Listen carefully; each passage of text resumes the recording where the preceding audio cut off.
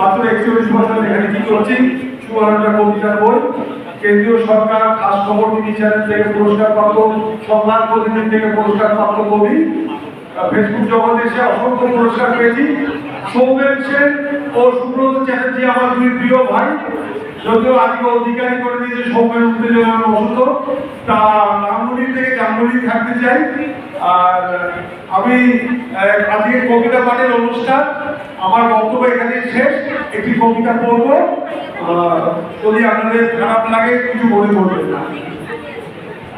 অনেক দিন ধরে ভাবছি, বলবো এবার মাটিতে পা রাখবো।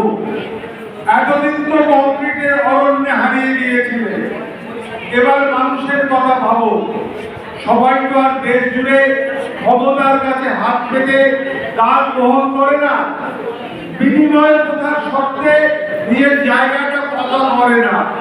সারাটা জীবন তো অনেক চালাকি করলে, এবার একটু বোকা হতে শেখো। অনেকে নিজের কাজ করে যায় যন্ত্রণা আর ভালোবাসা দিয়ে, কৌশলে নয়।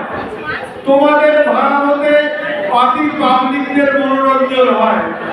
তোমরা ক্ষমতাশালীদের দালালদের খুশি করতে প্রস্তাব, তোমাদের ধূর্ততায় খুশি হয় পচা সমাজ।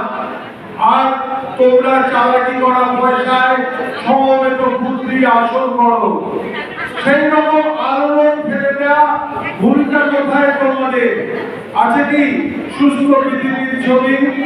অন্যায়ের বিরুদ্ধে রুখে দাঁড়ানোর কথা, সে বিনোদন, সে বাতেলাবাজি। তাই অনেকদিন ধরে ভাবছি বলবো,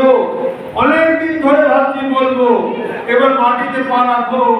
কংক্রিটের জঙ্গলে হারিয়ে গেছো। সৌমেন, সুব্রত, বাদল, কল্যাণী সবাইকে আমার আন্তরিক ভালোবাসা, শুভেচ্ছা। ইন্টারন্যাশনাল নিউজ স্টার জিন্দাবাদ।